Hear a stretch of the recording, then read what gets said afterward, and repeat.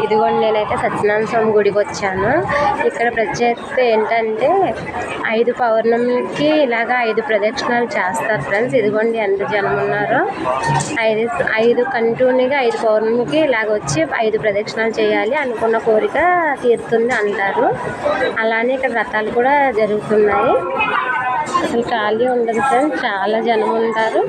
అలానే రథాలు కూడా చేస్తారు. నేను కూడా రథం చేయించుకోవడానికి వచ్చాను. ఇలా ఖాళీ లేదు, టికెట్ తీసుకోవడానికి వచ్చి మీకు వీడియో చేస్తున్నాను. చూడండి రథాలు చేస్తున్నారు, చూపిస్తాను.